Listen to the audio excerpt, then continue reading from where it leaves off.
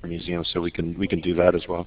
Okay. Yeah, and Daniel has started the recording, so just so everybody knows that you will be recorded. So while we're waiting for people to log on, let's just put our initials by your location so we can see where everybody is.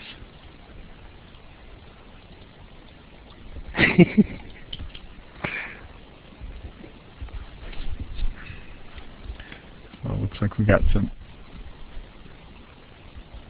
Oh, it looks like some. Yeah.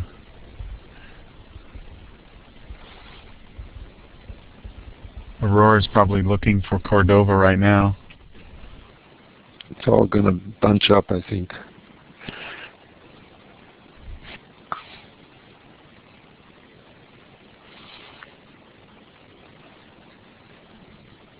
And just as a reminder, you can get text from the left-hand side of the.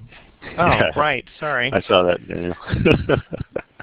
I had forgotten to enable the whiteboard controls, so you now should actually be able to put down your initials. Sorry about that.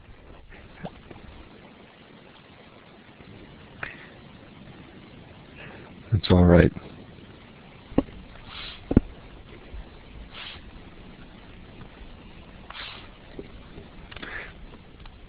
Drawing with a mouse always makes me feel like I'm 5 years old.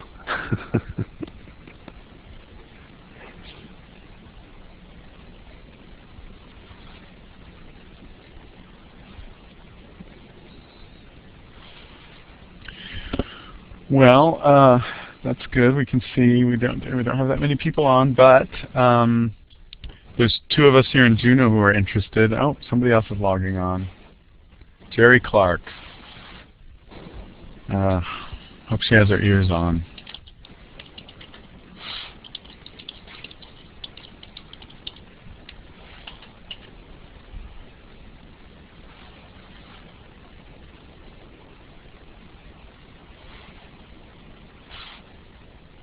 Okay. Good, so because there's going to be some singing at the end here. Yeah. Marnie promised to sing. Group harmonic. Marnie was banished, I guess. It's Jill. Yeah. That's okay, Jerry. You won't need a microphone, but okay. Well, so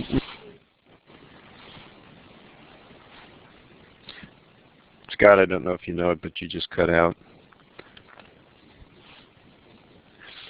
On the chance that we've lost Scott for a moment, I'm going to advance the slide in the whiteboard to the opening presentation here just to keep things moving, and we'll interrupt for Scott if he reappears.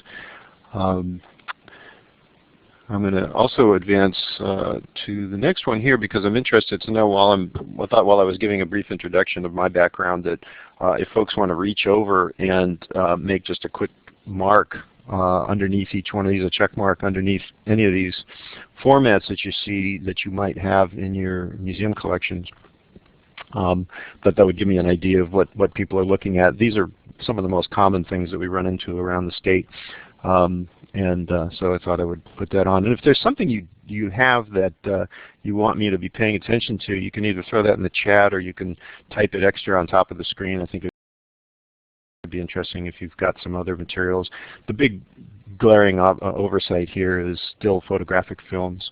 I know a lot of people have slides and 35 negatives and maybe transparencies as well. Prints, certainly, a lot of those. So those are something that we're paying attention to as well. My background is came to Alaska. I actually started working with audiovisual media early. I was taking still films, of course, like a lot of people with my camera when I was young, and grew up on a film set, basically, because my dad did motion picture production, and then I had working in high school in the mid-'70s with half-inch open reel, some of the earliest video formats, and recording and repairing 8-track tapes and things like that. So it's been part of my history the entire time. Moved to Alaska in '81, started working at KTVA, television, directing shows and doing all kinds of board switching and that sort of thing, and moved over into videotape post-production editing here in Anchorage first at Image Productions back in the '80s. which was using 1-inch tape and CMX editing systems, and it was the most advanced editing system in Alaska at the time. Then I took that experience, moved to Boston and then Washington, D.C., and worked for various cable entities and on programs like PBS Frontline and the Jesse Jackson Show and Learning Channel and Discovery Channel and all that sort of thing. My daughter was born, my wife and I moved back to Alaska, and I've been here ever since. We did production here, was a partner in opening up Sprocket Heads, which is a large film production outfit here in Anchorage.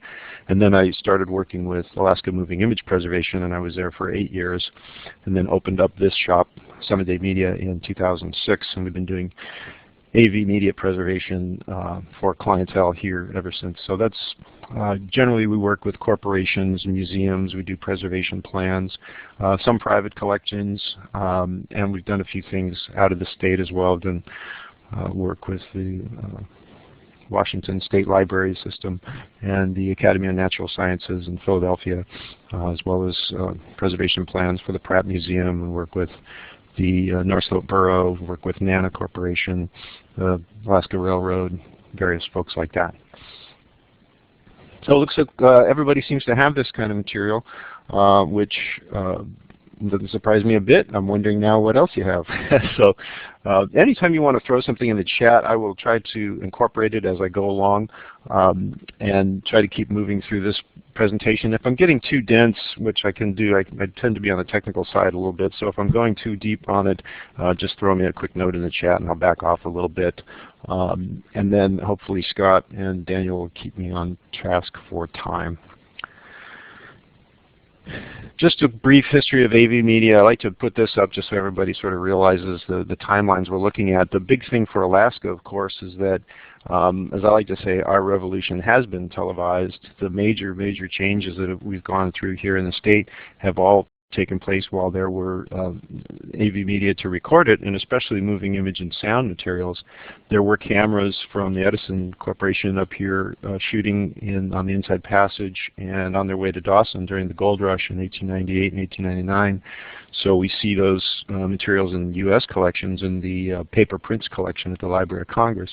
There's actually recorded images just right around the birth of moving image that were shot here in Alaska.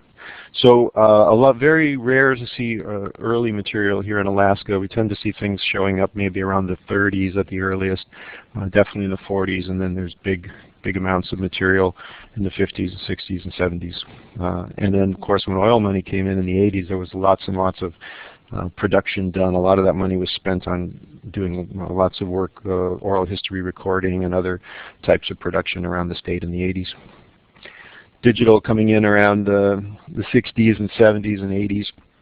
Really didn't see, there was some experimenting with digital video, but because of the amount of data that it generates, it was hard to deal with the throughput. So the first real serious commercial format was D1 back in '86. This is just in looking at some of the different formats for AV moving image material and sound. 35 millimeter, 16 millimeter, 8, Super 8, everybody will be familiar with these. 9.5 is an interesting format. It was Pathé, it's a French company. Most interesting thing about it is the sprockets were in the center of the frame, not on the sides as we're used to. Big problem with that was if film ever slipped out of the sprocket, it would tear its way right up through the middle of the image. So it didn't have a long life because of that problem. Video, these are some of the major formats. You'll recognize a lot of them. When we get to digital, I just sort of group everything into a bunch because it's hard to focus on just a few without talking about the strengths and weaknesses of the whole thing. So what we're looking at mostly is analog formats, and then we'll talk more about digital in a bit. Audio, kind of the same thing. Wax cylinders, foil, the earliest ones, wire recordings. Little spools of wire, if you ever get one and it seems to be described as an audio recording, it could well be. So it's a very interesting little format that doesn't look like we're expecting a lot of times. Discs, 78s, LPs, 45s, all that sort of thing. Then 2-inch, 1-inch, half-inch, quarter-inch tape. You'll see reels of tape. If you're familiar with what a videotape looks like, and you may think of it as a videotape, but it actually could be an audio tape, a multi-track audio tape. Compact cassettes, a lot of people have these or had them in your Walkman. Micro cassettes for recording messages, and sometimes a quarter-inch tapes that were sending correspondence back and forth between families, a lot of times on reel-to-reel, and there's actually some recordings that were made just after the earthquake here in '64 that I've seen that are on quarter-inch audio tape, the little correspondence-type tapes that you would pop in the mail back and forth, and people would send, between the families and record their thoughts and send them back. And then, of course, more digital.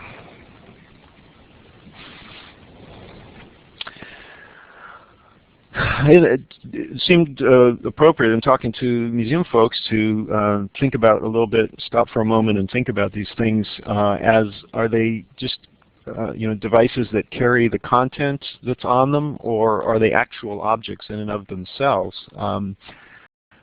An argument certainly for thinking of them as objects in their own right would be something like we would call a hand-manipulated or a direct film, where someone is actually inscribing in the emulsion with a pen or a pin right into the film itself, or maybe they're painting on the film. That kind of thing clearly would step up into an original object, just like a painting would. It just happens to be painted on celluloid and acetate, and so clearly that would seem to be argue it for be a unique object. That even when you have a copy of something like that, you're not going to discard that original, just like you wouldn't discard an original painting when you'd made some sort of a copy of that. But a lot of film and media are easily copied, and so the question arises: is that original recording media?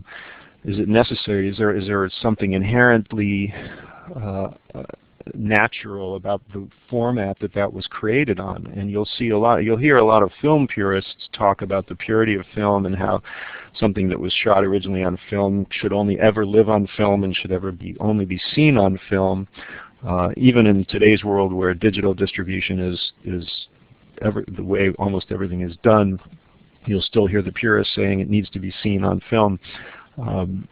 Rarely do I run into anyone who feels that way about digital media or videotape formats. It was recorded on 1-inch and it should only ever be seen on 1-inch. You just don't run into that very often, and there are pockets of folks who feel that way, especially about certain formats. But in general, there seems to be something happening about film that doesn't seem to be held up in the video world. My take on that might be a little bit that because film has lasted so long over time without changing, a lot of the size of the film, the gauge, the sprocket spacing, the sprocket size, all of that has basically stayed the same for almost 100 years. So because there's been that longevity, you were able to be a purist. You could demand it. You could say, we need to copy that film to this film. In technology, on the electronic side, these things are changing all the time, and it's very, very difficult to be a purist because the equipment is going away to play these things. There are a few people around, maybe with an 8-track player, but very few people are going to just have that format purity, that attitude about electronic formats. Maybe because they're technologically interesting, but rarely because they feel that there's something inherent about that. Although, having said that, perhaps you've been in the store recently, you might have noticed a resurgence of vinyl. LPs are back, and they're in the stores, believe it or not. You can go down to Fred Meyer here in Anchorage, and you can see a whole swath of LPs. They're coming back. In the early days of digital, everybody was raving about the purity of the sound, but what they eventually had a decision was that purely digital environments in recording and production were creating a kind of a cold sound, and they started to mimic the warmth, the warm tones of tube amplifiers and devices like that to bring back something that was there in analog and wasn't realized it was lost until everything had gone into the digital realm. And then people started, a little bit of time passed and some of these purists stepped up, and now we're swinging back a little bit, bringing back some of those earlier formats. So don't be in too big of a rush to convert everything, and certainly don't consider getting rid of your originals for a long, long time. We'll talk more about that. That's part of the migration and reformatting considerations on this particular slide. I'll bring up Zapruder really quickly because in the object discussion, clearly this is an internationally important film. It's not the only film that was taken of the Kennedy assassination in Dallas, but it's considered the most complete. And the content has been replicated many, many times. They've gone back to that original film and they've bumped it up to 1635 many, many times. It's been digitally scanned. And once they had those scans, they've done a lot with them. They've inspected them. They've done everything you can imagine. But the original film itself that went through the camera has gravitas. It has something important about it. If you were to break that out in a room where each of you are, and you'd all be fascinated, I think, by that, understanding that that is the film that went through the camera. So the value is there, and obviously this is very important to the country. And the country paid $16 million to the Zapruder family to own that film that went through the camera. The family retained the rights to the copyright, to the content, but the actual film itself, the object that went through the camera, was sold for $16 million. Copyright has been transferred to a museum in Dallas, but just as an aside.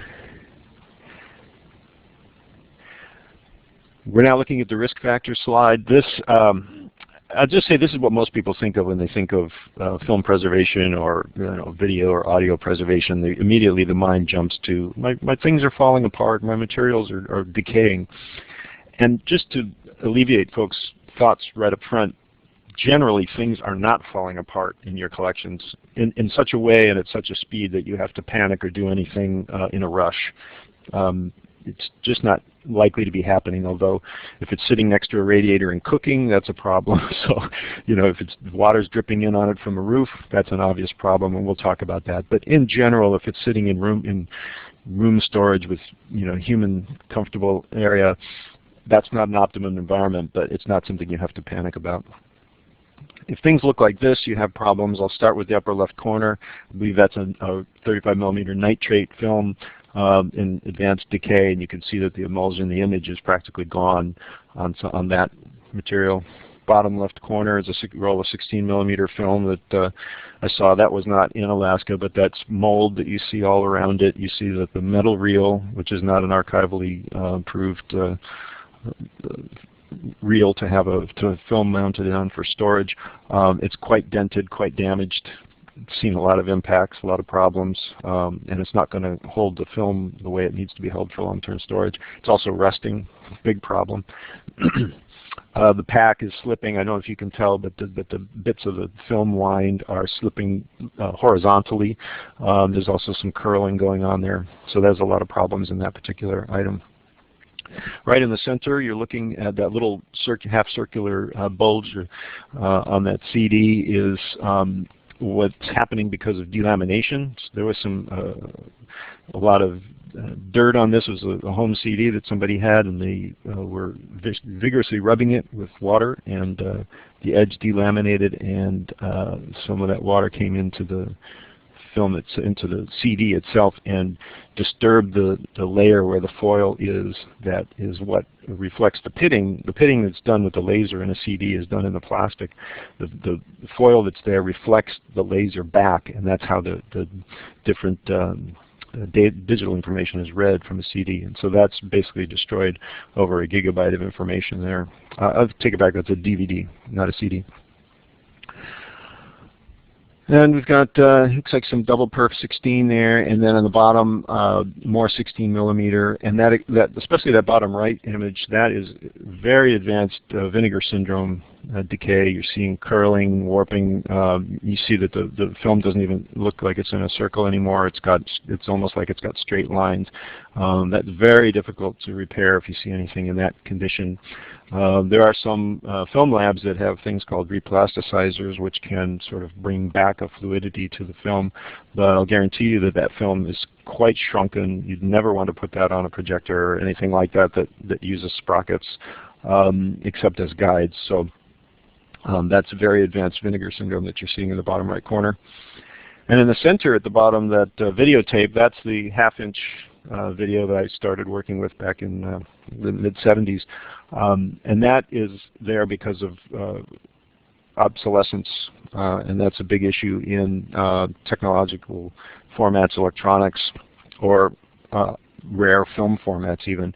If the equipment's not around, if there's not spare parts and there's not maintenance around for the collections to operate those machineries, you're not going to be able to play back. And if you think of a tape just exactly like that, if you don't know what's on that tape, it's going to cost you the same to make a preservation copy as it will just to find out what's on it. So if you wait too long, when these machines are not easily available to do your cataloging, you get into a situation where you're forced to spend the money just to find out if you've got junk, which is terrible. But that's a case that a lot of us are sitting in. We've got materials on the shelf. We don't know what it is. We don't know if it's the most important cultural artifact in our collection, or is it a blank tape, and it may cost us to find out.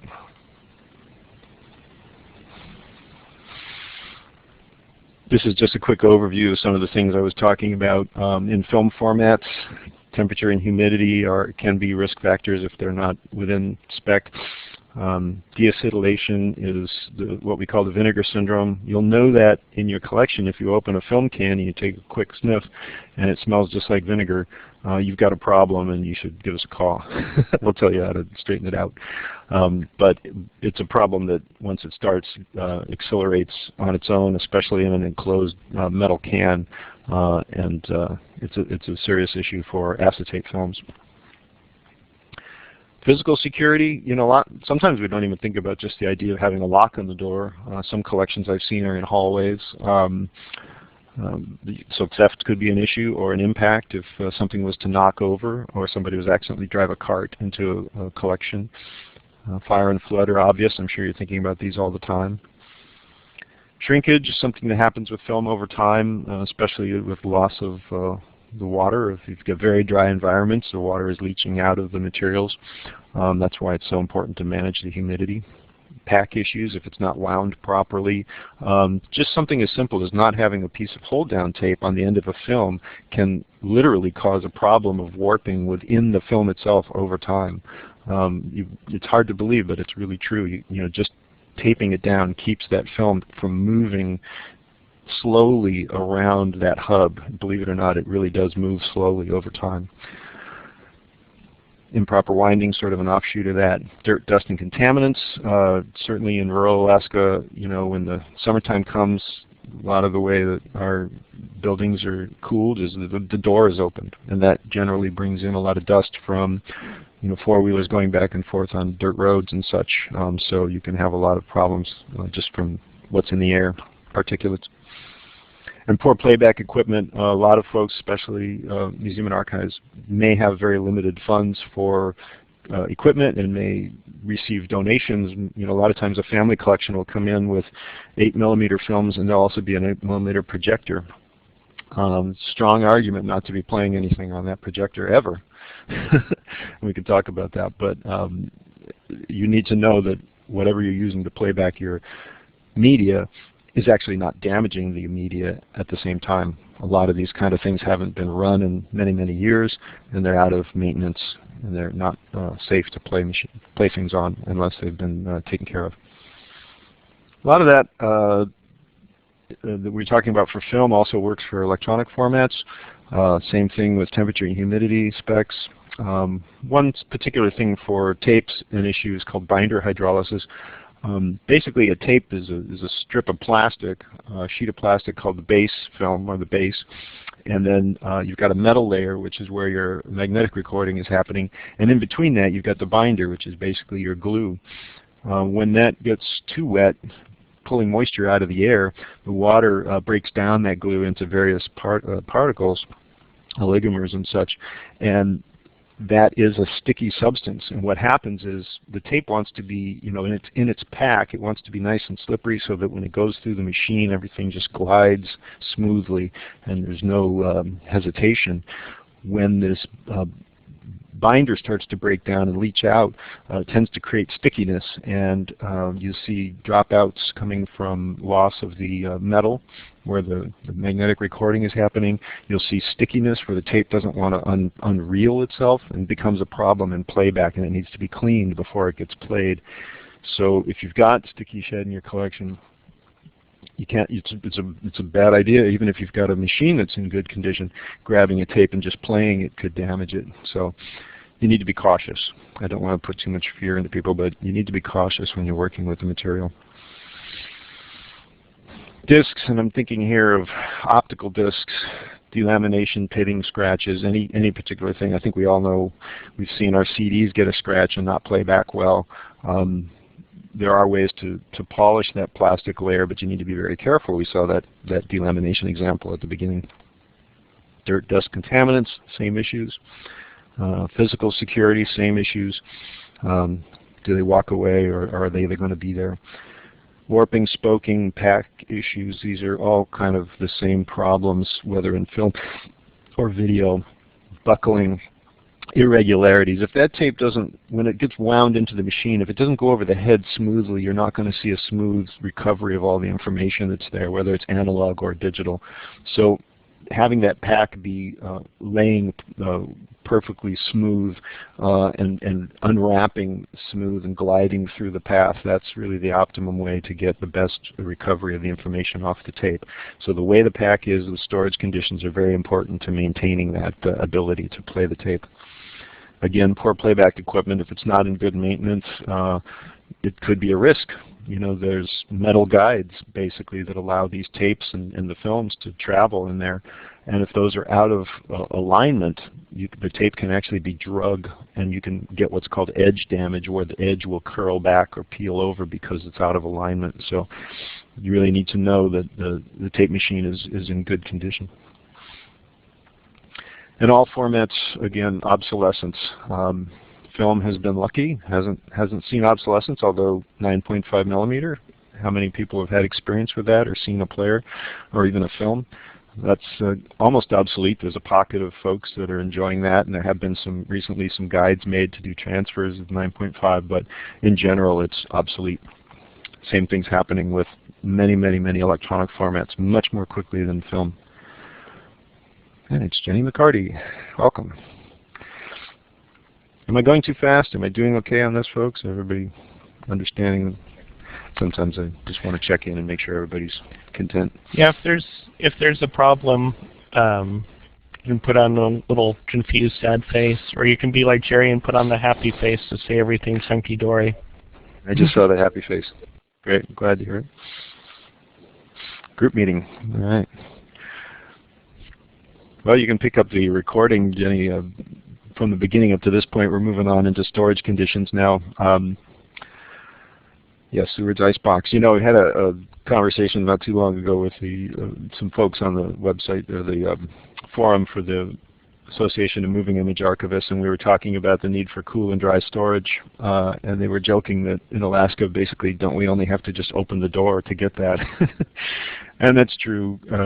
We do tend to see things in great condition. We rarely have problems with mold on materials unless they've been stored outside. What times we'll see sometimes, if we do see mold or if we see some excessive damage or vinegar syndrome in film collections, a couple of questions will usually reveal that they've been stored outside for a period of time with a family or something like that before they were shipped up to Alaska and then donated into a collecting institution of some kind. Very rarely see heat or humidity related issues up here that happened in the state, but it's possible. Certainly we've got overheating, we've got runaway heat in rural areas, sometimes in these buildings that are designed to crank out and deal with 50 below temperatures. When it warms up, sometimes those buildings go up to 80, 90 degrees. I've been in them at the time that's been happening, and the collections just sit and cook basically until winter starts again, because it's only 2 or 3 months, right? So you do have this cycling where it might be, a nice 65 degrees for a long period of time, and then all of a sudden it'll spike to 90, and it'll be 90 for 3 months. So the question is this a good environment? And the answer, I would say, is sort of a qualified yes. in that it's the biggest issue I think we've got here in Alaska is that things are too dry. And if you're not monitoring your collection rooms or the room where your AV media is, start doing that. You can get affordable little, Fluke makes a very affordable little handheld tester. Usually it's for HVAC systems, but you can get a quick relative humidity and temperature read, or you can get permanent monitoring devices. If you don't have them now, Image Permanence Institute makes a nice one that is a data recorder basically for your temperature and humidity in your storage areas. And but keep an eye on that, because I've seen 6% relative humidity in university buildings here in Alaska, and in the winter, and obviously a little hard on the people, but definitely way too dry for films and videos. It's really going to exacerbate the problems. On the other side of the scale, rather than having too much humidity, it's too dry. The films will lose more moisture than they can recover. If you were to re-humidify the area where those films were, they would not come back to the same state after they've been dried out at that level. And we'll talk about what they do want here in just a moment. But you need to monitor your conditions so you know what you've got, so you can make some decisions about that. And that's wherever your collections are. A lot of people have rooms where they have all their object collections in the same place. Their AV will be in the same place as the bones and the papers and the documents and the paintings and all this sort of thing. Actually, they do want slightly different conditions if you can provide them. So at least if you're aware of that, you can be working towards that solution. Basically, if you feel comfortable, it's not a good place for your media, and that's because you're going to be preferably a little cooler. And about the dryness issue, I tend to prefer dry climates, but definitely you'll want it to be cooler for your media than you'd like. Unless you like to wear a coat at work, and some of us have to work in cold rooms, and that comes with the territory. So here's just some basics for film and for electronic formats. Generally, the film colder the better, although I will definitely give you a caveat about freezing, in that you have to manage the humidity if you are going to be freezing film. You cannot just freeze it, because as temperature gets colder, the carrying capacity of the air to hold moisture, as we know, lowers, and you need to force the moisture up, and it's a little bit of a difficult situation. So I wouldn't recommend anybody go. In film, I would say 40 Fahrenheit is a good temperature to shoot for. You're really going to extend the life of your film at that point. So if you do anything, even 60 Fahrenheit is much better than room temperature, which usually tends to be around 70. 25 to 40% humidity. Aiming for the lower number if you can. A lot of people are mixed in with document collections, so they might be aiming for 40. A lot of folks, that's the desire, because that seems like a nice moist environment. 10 or 15% is the norm for the hallway. So in electronic formats, 50 to 60 and 25 to 40% humidity. Never freeze electronic formats. They don't like it. They're plastic, basically, and some of them have acetates, but remember, they're bonded with glue. They've got thin metal strips bonded onto them, so don't freeze them. And the same thing's true with if you've got film that you've got like full coat audio recordings on acetate films. They treat them like electronic formats and give them the same conditions.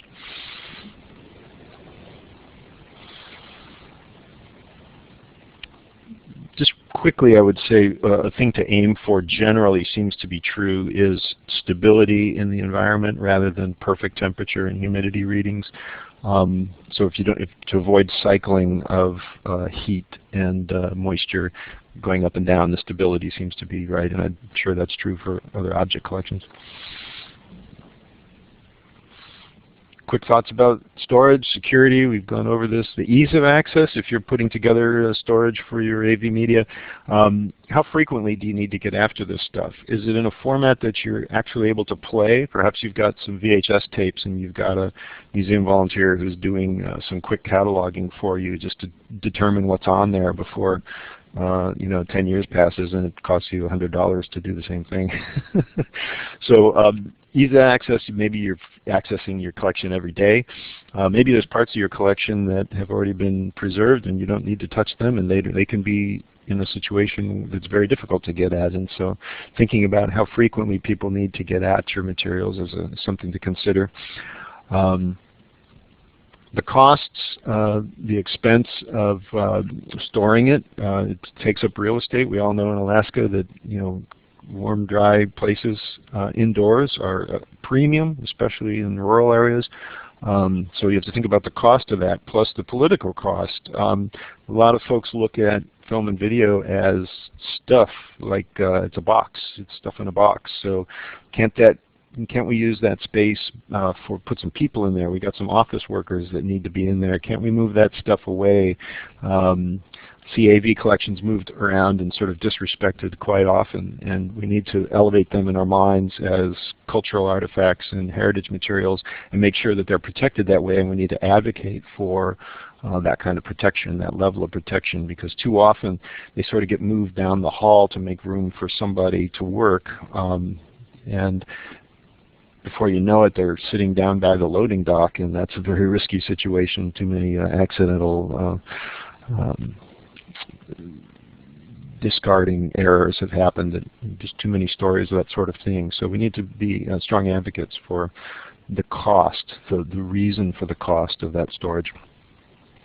Types of materials, they're going to be in film vaults, they're going to be in a do we have prints and documents? Do we have videotapes and electronic materials? Do we need separate storage conditions? Maybe that's a long-term goal. Maybe 10 years from now we'll have separated storage environments. But for now we need to do something that accommodates everything. But it can be part of your planning. Level of need, I guess this is we'd be thinking about the size of the collections or the urgency. Are they in a terrible situation right now? Do they need to get into a much better situation right away? Maybe that much better situation is in your office. Sometimes it is. It's much better than being outside freezing and thawing. So, you know, everything is sort of a triage process. And then the community expectation. What does the community think you're doing with material? Do they imagine that they're getting top-of-the-line treatment and care, or does the community not really give value to the collections that you're trying to preserve? You know, if money was no object, I'm just going to advance the slide here. Money's not really an object to these folks. Got a bunch of friends here who are archivists, and they tend to have fairly wealthy donors and a big film collection. What you're looking at here is the old ABC studios in Hollywood that were purchased to create the Mary Pickford Center on Vine Street. And they took the old studio areas where the TV programs used to be recorded, ripped up the floors, reinforced them beyond all sensibility, and they built these giant stacks of shelving. And these shelving stacks are 3 stories tall. They start at the bottom and they go all the way to the top, and they're entirely filled with film, which is monstrously heavy, as you can imagine. This next picture is looking up through the floor, so you can see that the walking areas for humans to access the collections is really just a decking around the stacks that go 3 stories high. They're very seriously overbuilt, very serious about earthquake protection, that sort of thing. But this is one giant refrigerator, and this is the community expectation that the people who, when they think about the Academy, they think about the Academy doing everything at a very high level, and the Academy wanted to respond to that expectation and tell them, yes, we are. This is another expectation. You can imagine this would be a type of a place you could have in Hollywood, but this is a place where somebody who has a private film collection, maybe it's a family that's been in film for a long time, you can rent little sections of this sort of hyper-technological vault system here, and you can go in and store your materials there, and you can go in with a number code access and get access only to your own collection. And this fellow is a contract archivist, and he's accessing a family's collection with numbers, and he can't get into anybody else's. It's just like a storage rental place that you'd find here in town, but he's actually going in, and it's a film vault. It's pretty hilarious. It's a great tour if you can get a chance to get through this place. But this is one particular collection that he's working with, and the mobile shelving just opens right up, and everything that's visible to him and accessible and reachable to him belongs to the folks who are renting that aisle. So it's quite interesting, and they charge for it. This is the Canadian National Archives, the Gatineau Center. This is a fairly recent, in the last 20 years, facility. I believe it's in Ottawa, and it's a fascinating, huge place. Upper right corner is the motion picture film collections, and again, that's a giant refrigerator. That entire room is refrigerated. And the films, as you can see in the bottom right corner, interesting to stack. I think these are Montel mobile shelving, but this is a film insert specifically, and that's 35mm film cans. And the way those are, you notice the cans are not stacking on top of each other. The weight of those cans is not pressing down on the bottom cans, so that there's a lot of pressure on those cans, individual cans. Those cans can be light. They're archival, stable plastics, and they're also vented. A new trend in canning nowadays, because of the vinegar syndrome that we talked about, is to have vents around the bottoms of the cans to allow the off-gassing from the film to refresh, and that fresh air can come in, and that the gases can move out into the rest of the air.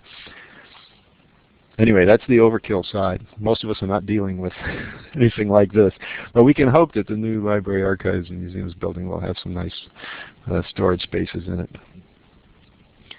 And I should mention that UAF has very nice vaults for their film collections, for the separate film vaults, different temperature and humidity for film and for video. Same thing here at UAA. Alaska Moving Image Preservation runs the vaults there. Again, separate film and video storage vaults.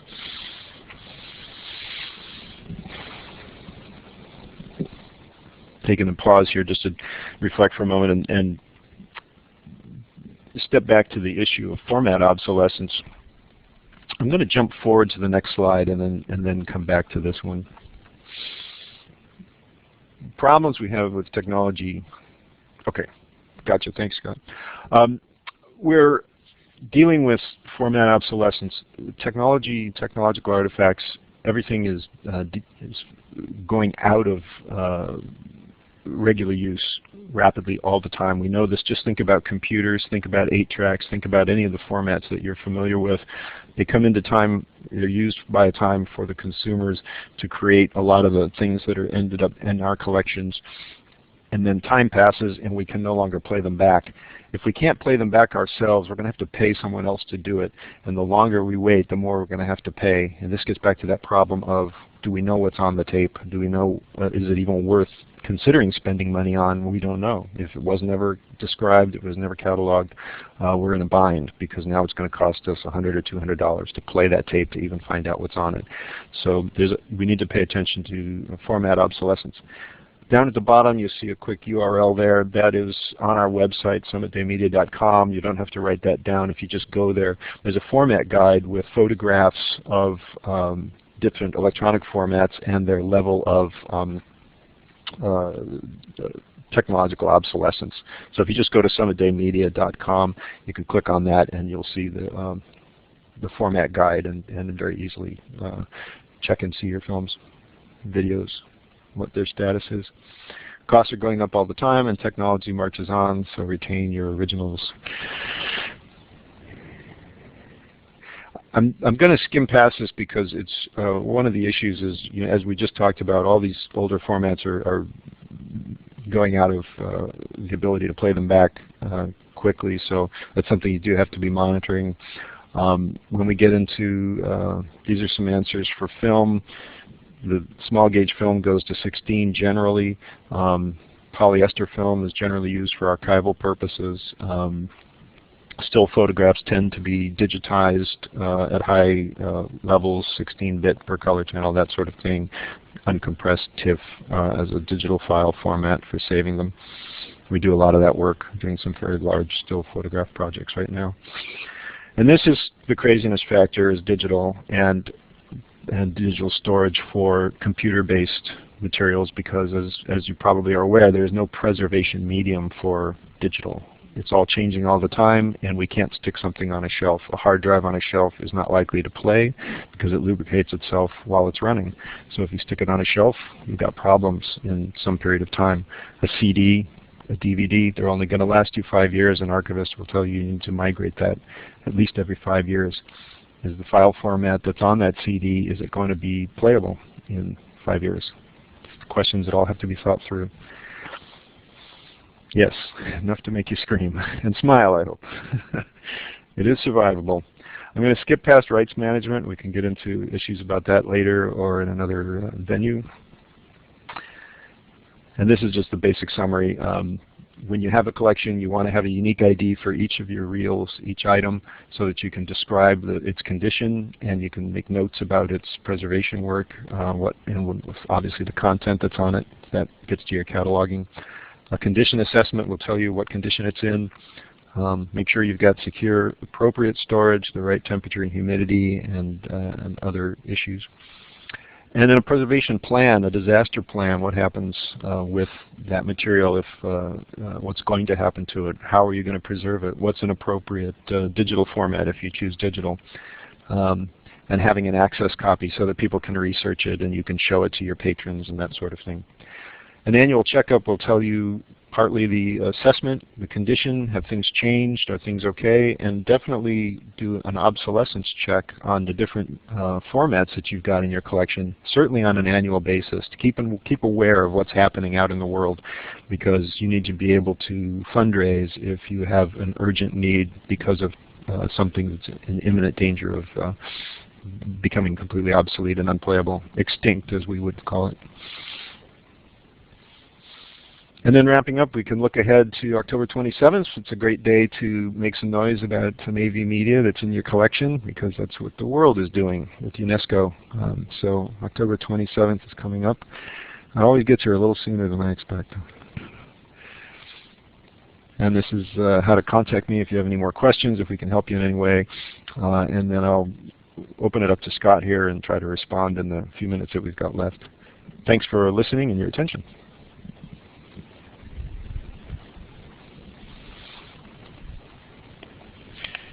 And this is Daniel. Do we have questions for Bob on any of the stuff that he presented today?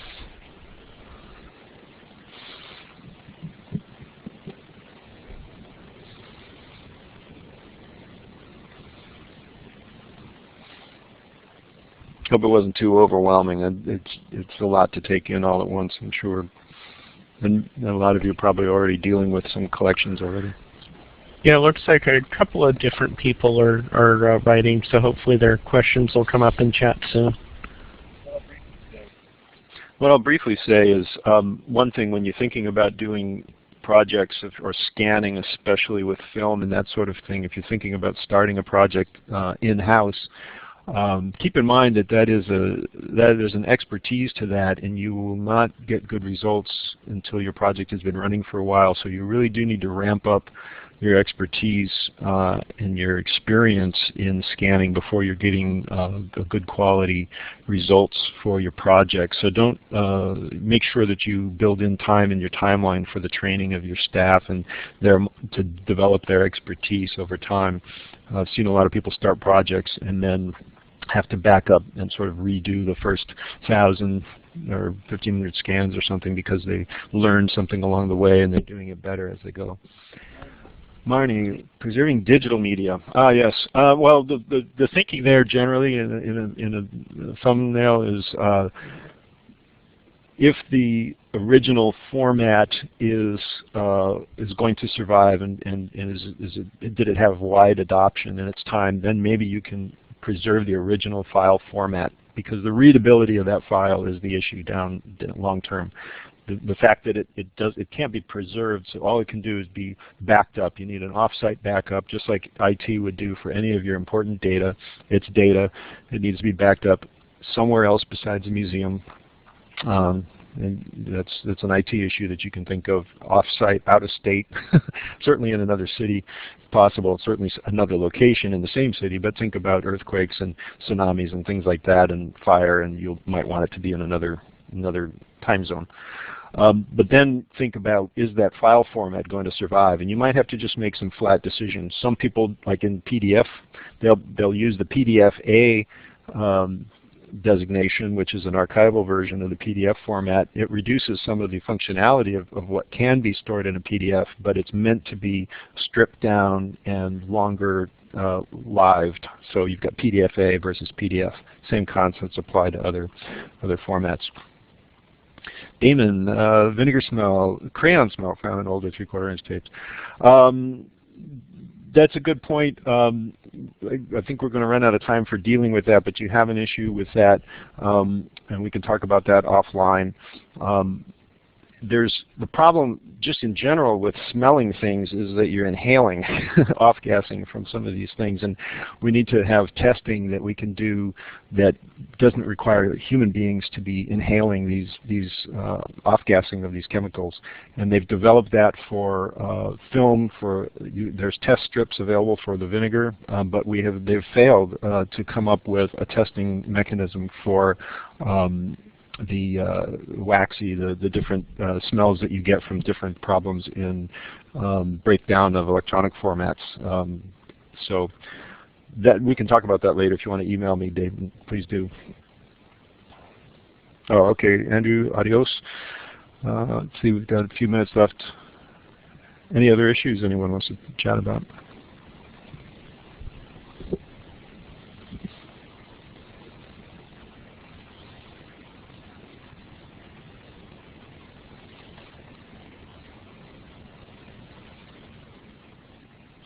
You're welcome. I was glad to be here and glad to talk about it, and I'm always interested to talk further on this subject if anybody wants to reach me. Yeah, Bob, I really enjoyed it too, and I particularly liked your advice to try to catalog things as soon as possible. You know, do it while it's readable, so you don't have to pay more later. Absolutely. Human readability is something we've lost. You know, with film, you could still put a light behind it and put a loop on it and read it, but electronic, and now we've gone to digital, and there's just no way that, you know, that we can do that. So you have to make those notes. It's really important. And volunteers are interested in that kind of work too, so it's actually kind of fun for them if you can set up a program for that.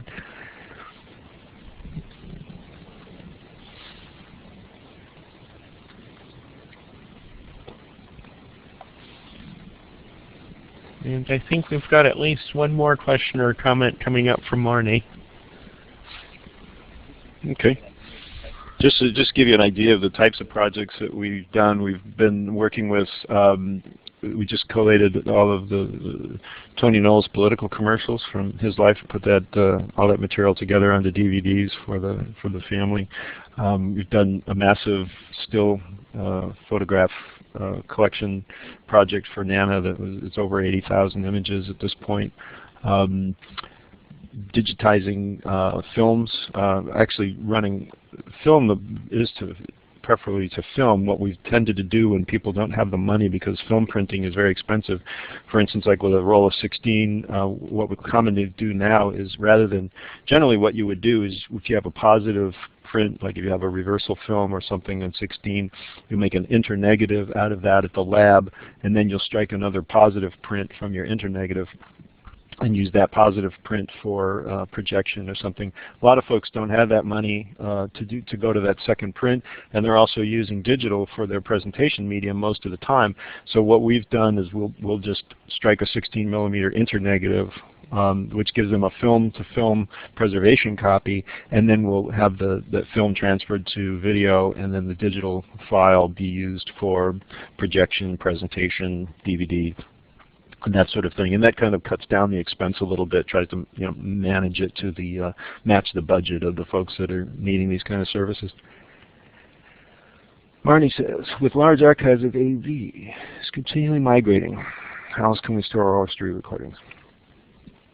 Well, I guess I would think of the migrating as bringing it off the original format, whatever that might be, quarter-inch. It might be probably cassette, audio cassettes are very common for oral history recordings.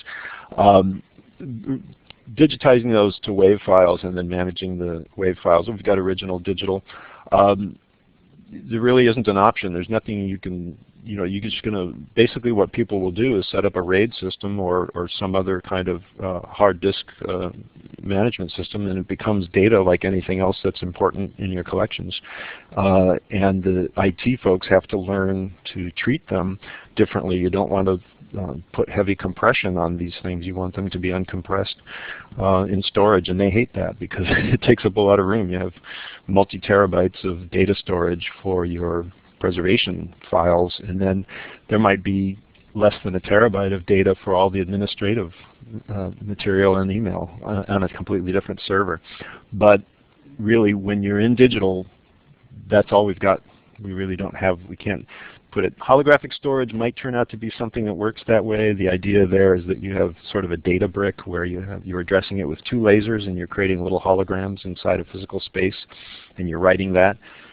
And that seems to have some promise for the future, but we just don't have, there isn't a preservation medium that you can stick on the shelf and expect to be able to read computer data, whether for software reasons or because the device decays, breaks down itself, or doesn't play back, or goes obsolete. It has all the same issues, basically. So the whole world is looking for that answer right now. And if you find it, you'll get rich. I'll guarantee it.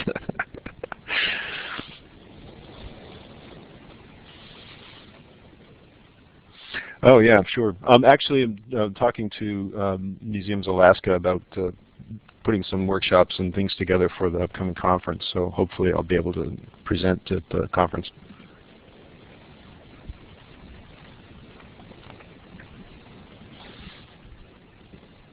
Great. Well, thank you. Thank you for having me, and it's a great opportunity. Appreciate your attention. Yes, thanks, Bob, and thanks to everybody who's participating. The full recording will be made available in the next day or so. And just wanted to draw your attention to our very last slide, which shows that the next chat session will be on February 16th at 11 a.m.